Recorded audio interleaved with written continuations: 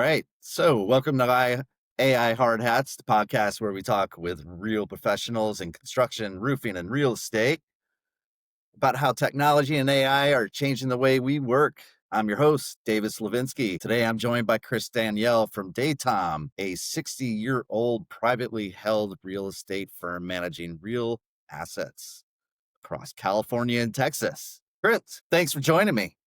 Thanks for having me. Real professionals. You're very kind. Well, yeah, well, that's how I think of you, Chris. And full disclosure here, Chris and I used to work together at a very large REIT called Regency Centers. Had a blast with David up in the Pacific Northwest. We had a 3 or 4 year run, I think. Yeah, I would say it was definitely 3 or 4 years. I didn't keep track because it was, just such a blast. But we managed what?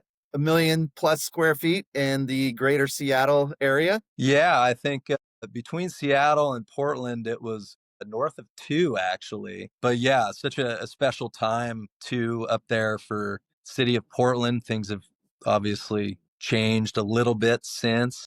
Yeah, given the political climate. Yeah. But yeah, that whole region was great to us and a lot of fun. And yeah, large grocery anchored neighborhood shopping centers. Yeah, I can tell you that is where I cut my teeth in commercial property management. So you were a big part of that for me. So and like I said, it really kind of put things in perspective for me moving forward in that career.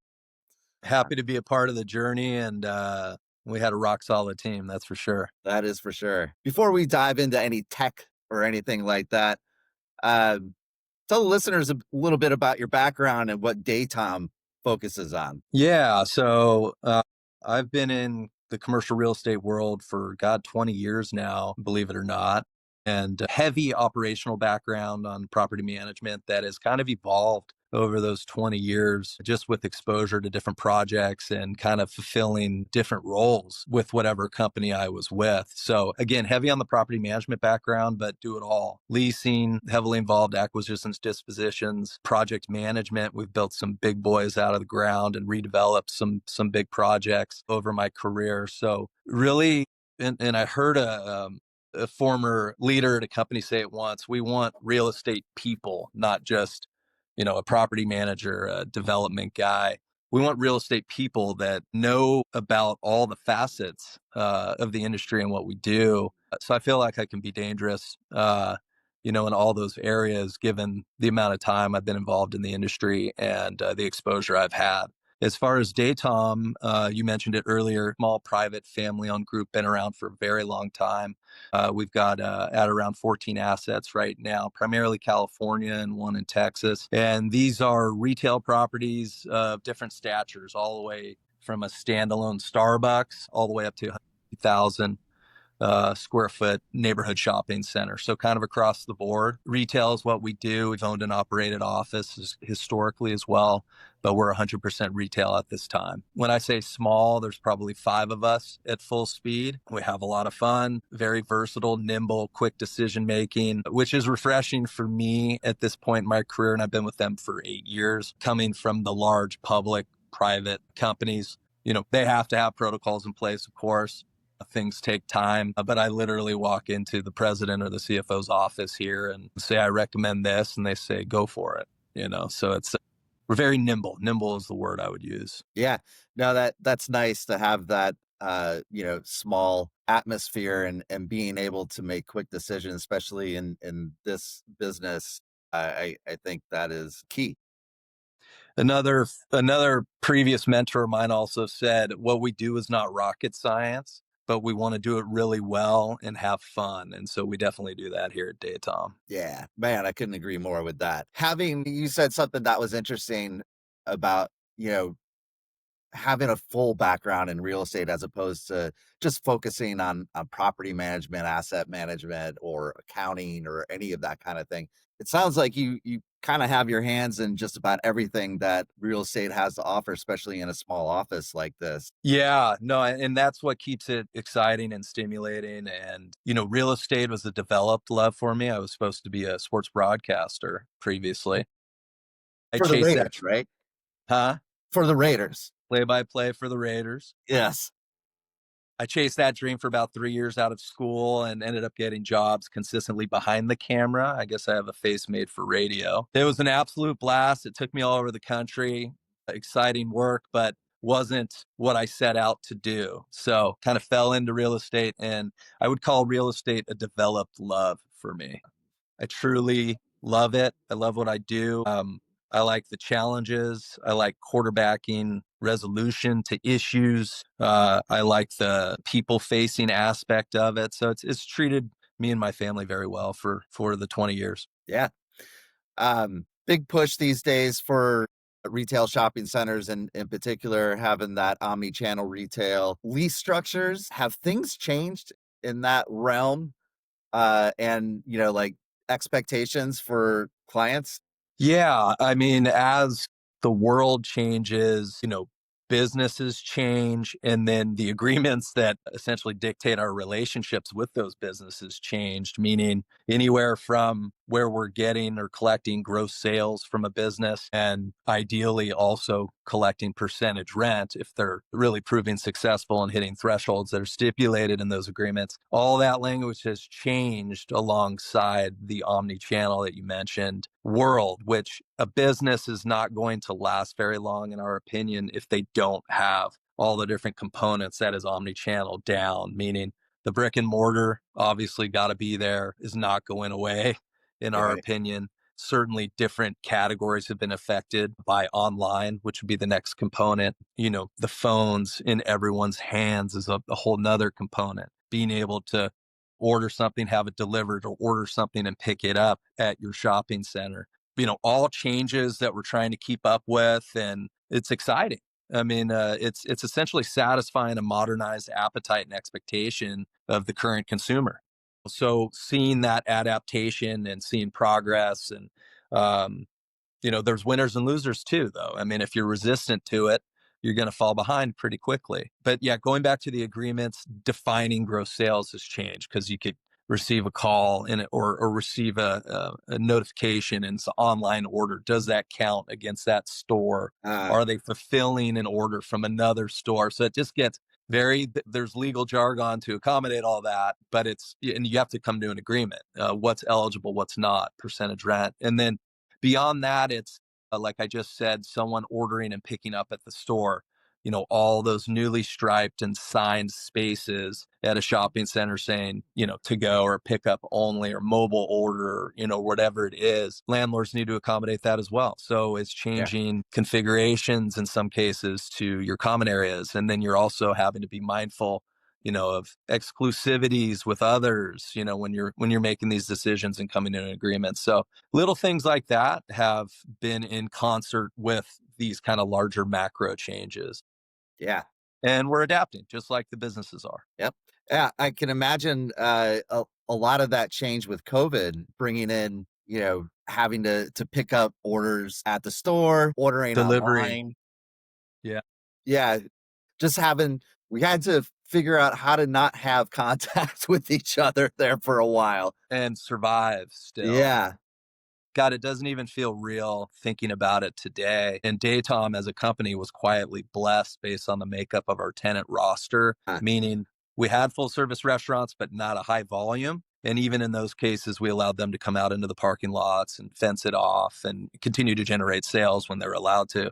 A lot of essential businesses, as previously mentioned, the grocers, pharmacies. It was probably hair and nails, which was the toughest because you need the plumbing infrastructure for the nails. Hair was able to adapt a little bit more. There was some butcher paper installed on some storefronts and businesses continuing behind that screening, of which we didn't take immediate exceptions because we all needed to survive this thing. yeah. So what an interesting time. And, we adapted protocol and qualifications real time for people to submit for assistance. And we did more deferments than actual abatement, which was a kind of a pleasant surprise, to be honest with you. I was doing what I was doing when we had the 2008 downturn as well. And that was a tough time. A lot of time spent in the courthouse chasing people, midnight move outs, etc. And when the pandemic, when we understood what actually was happening, I thought it was going to be the downturn times 1,000. And it just really never came to that, thankfully. So hopefully never again. I don't know if society would stand for it either. Yeah. Well, It'd be interesting to see. yeah, there's that. And just on a side note, boy, I was a part of that 2008 situation as well with you. Yeah.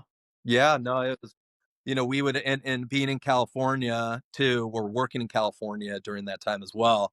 With legislation the way it is and all of that. I mean, literally someone could stop submitting rent and generate sales, continue to do that for, I don't know, 4 to 5 months before I'm having to notice them every step of the way, including when I'm showing up with the marshal to lock them out. And then they just pack up and move out in the middle of the night, never to be found again. So a lot of that. It was tough. It was a tough time. Yep. So you're seeing new expectations from tenants. I'm sure investors. I'm sure you have some JV relationships as well. Given how the tenants have had to evolve, how has technology improved communication and response times as a landlord? Yeah. I mean, like we've talked previously, Daytom prides itself on its response time, that and high level of customer service, of which we consider both our tenants and the people that frequent and shop at our properties. We identify them both as customers. And so that kind of dictates our behavior managerially. But yeah, I would say, AI and tech and all that, we're remaining very aware of it and slowly integrating it into our operations. And when I say that, I mean, we just recently renewed our accounting software with a major provider. And as part of that, we were able to contract select applications that are going to be heavy AI driven, one of which is called contract intelligence. Think Control F on steroids, essentially. And they're going to go back and abstract all of our leases, and we're going to be able to navigate them in a very seamless way. And AI is doing all of that. Yeah. So we're slowly integrating it, ACH and other options, including credit card, if someone so chooses, on submitting rent, vendor pay through a third party where they can receive their payment, anywhere from a check to a MasterCard, advents in technology and processes like that are some other examples. Personally, and not too long ago, I was stumped on a particularly natured letter that I needed to get out. I was just stumped for once. And I needed a starting point. And I went into Google and their Gemini offering, and just said, show me an example of a letter of this nature. And I literally I got a template. I didn't want to use the template and don't do any of the word for word stuff, but saw terms, saw structure. All of a sudden, I've got a foundation to write my letter. It's Yeah. always going to be personable. It's always going to be personalized and in the way we communicate. Alternatively, the cons I've seen with AI and other technology is I'll get an email back from somebody and they didn't write it and didn't even make changes to make it seem like they wrote it. Yeah. So I'm seeing some of that, which is a little disturbing. We obviously would never go down that road. Yeah. I think there's a movement that, AI is going to replace humans or that human element. And, you just demonstrated that by, somebody responding to an email that you can tell there's no human element behind it. My thoughts on AI is that it's supposed to accentuate, not take away from that human element. What are your thoughts? It sounds like you're kind of in line with that. Completely AI for the assist, but not for the overall win, I guess maybe is how you could put it. Yeah, there you Uh, go. you Uh, know, That's your sports broadcasting coming in right there. I mean, in scenarios like the one I just described, I mean, how lazy is that making us? What a perceived negative impact on just personal intelligence. Yeah, So yeah, used responsibly and reasonably. I mean, that's a brand that someone's putting out, if they're just almost 100% dependent, on stuff like that. That's not going to be our brand. yeah. Hey, fair enough. What's on Daytom's radar for growth and expansion? Always looking to grow. We've got a very stable core portfolio. I still see a lot of our assets continuing to be with the company in the future. I mean, we're talking some properties going back to the 60s and the 70s. Nice. Our current leadership's grandfather started the business. It was born out of the Ralph's grocery store real estate department. Ah, okay. And he was doing site selection and development and everything for them, and then went out on his own. So we're deeply rooted in an original leadership philosophy, and building some of these old centers that are at Main and Main in their respective market, and they're not going anywhere. But yeah, continued growth, not massive portfolio type growth, but individual assets that work for a small boutique company that still is high volume transaction and everything. We're kind of the company that no one really knows about, but once they work with us, they clearly understand that we perform. So yeah, continued growth, not afraid of utilizing debt, as part of that, so long as it makes sense. But we're, very low leverage as well. So, that kind of fundamental is not going to change. But again, not afraid to explore it. Yeah. And then just, we have a third party platform called Daytom Advisors, and we have certain clients that have been with us. It's essentially a 5 to 6 year old platform, and we've got clients that have been with us right from the beginning. So on our third party front, and when I say third party, I mean anywhere from traditional asset property management to project management, tenant coordination, etc. Very project driven a lot of the time, new construction, redevelopment, and existing assets. But I would like to see some really material, substantial growth in our client base for that platform as well. So in the next 2 to 3 years, I think that looks a lot different, and we're doing a lot more business on that front as well. Nice. Merging, you had mentioned the lease abstraction part of things and integrating that into your new software, or old software, I should say. How has that changed how you manage leases? I would imagine that commercial leases can be 50-page plus documents. That's got to Yeah, save a ton of time, because I sure remember going through files and file cabinets, pulling out leases from the late 70s, early 80s. can barely And read. Yeah. Yeah, no, it's exciting for me to get from A to B. It's funny with all this tech and the assist and making processes faster. I think on like something like a lease abstract, just with my personality, I'm going to use the AI, but I'm going to read that thing from cover to cover as well. There's going to be, I think, moments where it gets me from A to B, and then I can move on to the next thing I'm working on. yeah.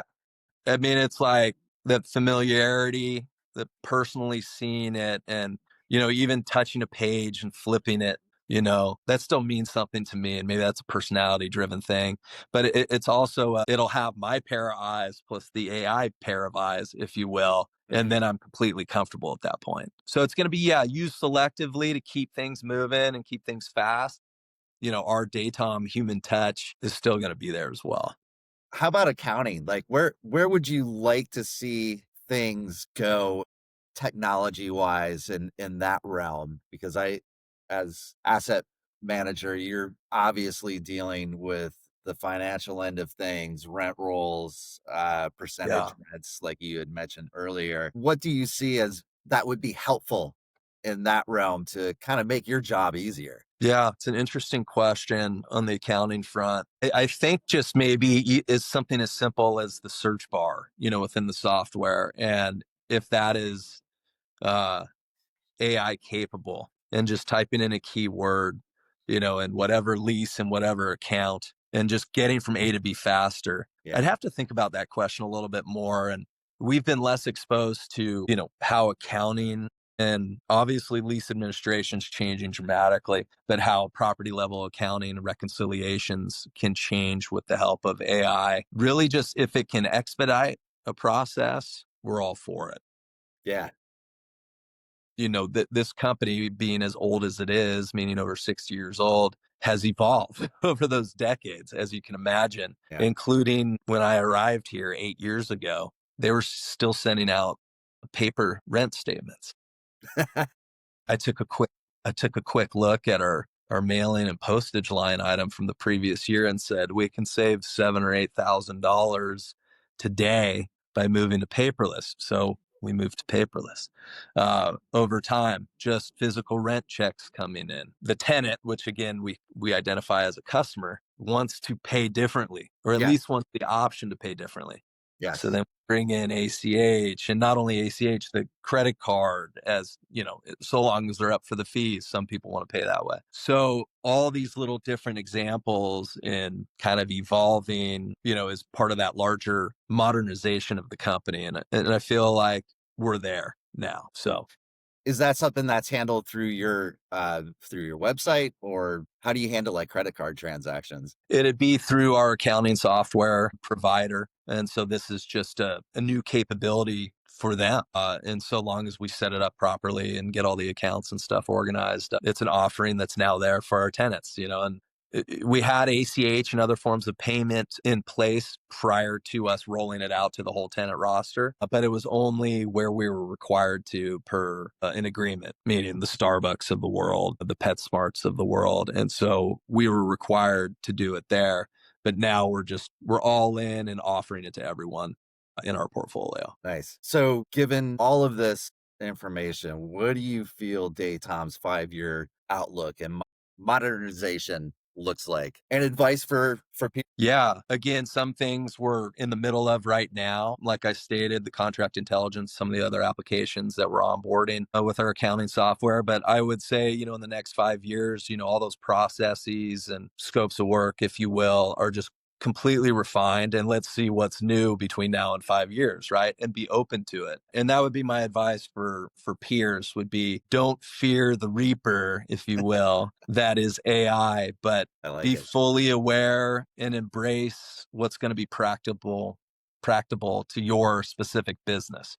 Yeah. And that's exactly what we're doing. So it's not a full send. It's Yeah. this works, that doesn't, and let's make the right business decision for our company. So yeah, that would be the 2 cents there. Yeah. I don't feel there's any one size fits all when it comes to any technology, for that matter. I forgot to touch on something that's super important in this realm of asset management, and especially when it comes to having as many assets as you do in two different states. How do you handle maintenance? Do you have a streamlined way of handling your vendors, your tenant communications? You're a third party when it comes to that kind of thing. So you got your tenants that have an issue, they come to you, and then you funnel that to your vendor. Sometimes the vendor has to go directly back to the tenant to communicate. You're Yeah. playing middleman. Where do you see technology being able to maybe bridge that gap and make things easier? Yeah. I call it quarterbacking solutions Yeah. to problems or issues. And it's vendor quality control. Some of these vendors have been with us for a very long time. On that front, with those long relationships, it's making sure they don't get lazy on you because they've had the account for a very long time. So Yeah, that's a good point. property condition reports, property inspections, etc. Keep those type of vendors honest. New vendors, we can never have enough, right? Never have enough options. When it rains here in California, like it did yesterday, you know where all your roof leaks are at once. I can never have enough roofer vendor options. When we were in the Pacific Northwest, the consistency of the moisture up there, you knew throughout the whole year what areas you were never drinking out of the fire hose to fix a roof leak. No. I heard from 4 or 5 different assets yesterday with leaks, and they're all being addressed either yesterday or this morning. I always thought to just rule of thumb on the management front, if I can get to the property within, call it 2 to 3 hours by plane, I can manage the damn thing. And so long as I have rock solid relationships with vendors, those are eyes and ears at any respective property, whether it be in state or out of state.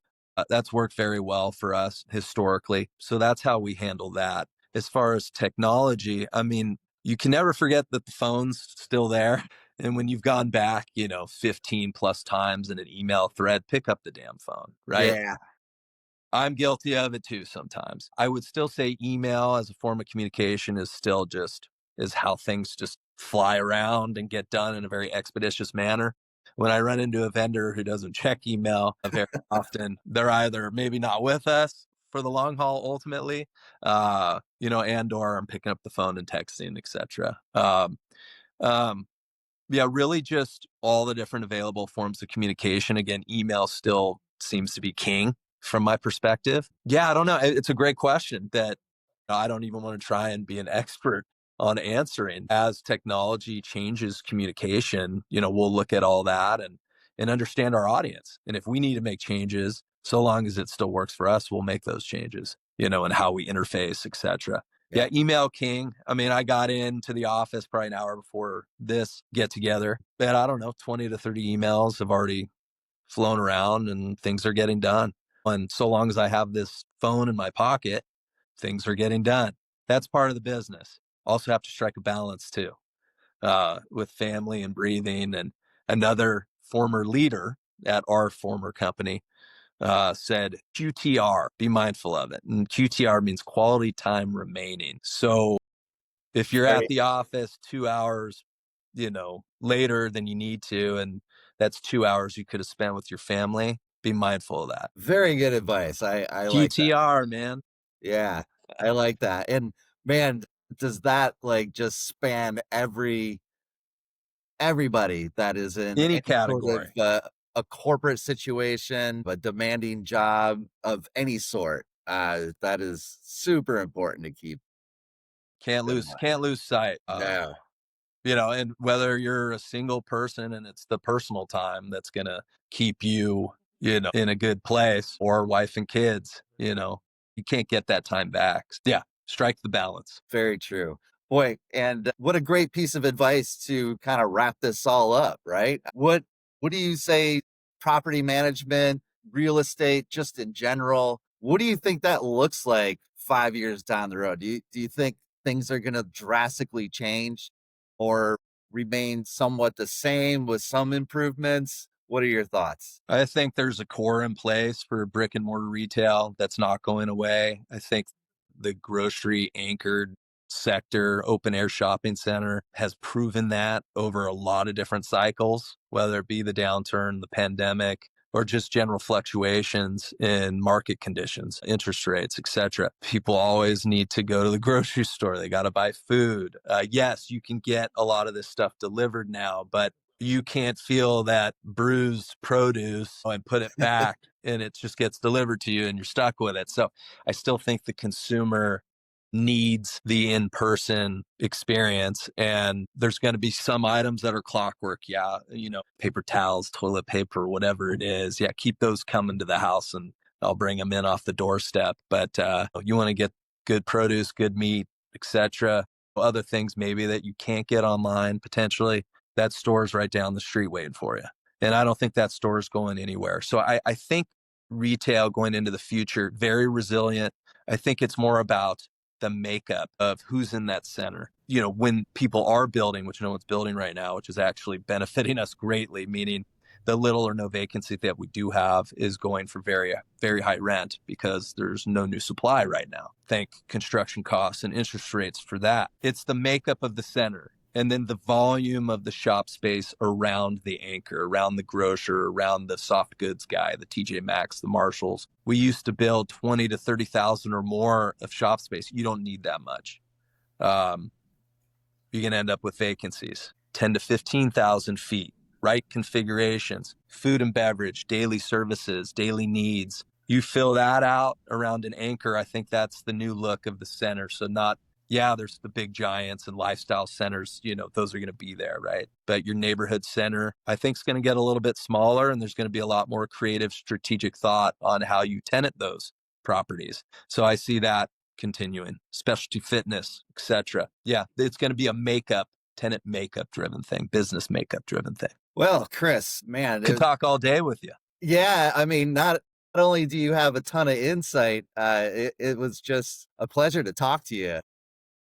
It's been too long. I know we've pinged each other on different social mediums, Yeah. but there's nothing like this. And then, if we can ever hang in person in the future again, I know we're across the country from each other, but that would be welcomed with open arms. Yeah, well, we will make that happen.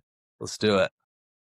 Absolutely. Thank you for joining AI Hard Hats. I really appreciate your time. I look forward to maybe talking to you in a couple of years and we can catch up on how modernization and technology has actually transformed your life and Daytom. We'll book the follow-up for sure. Yeah, absolutely. The look back. Thank you so much for having us. You got it. Thank you, Chris.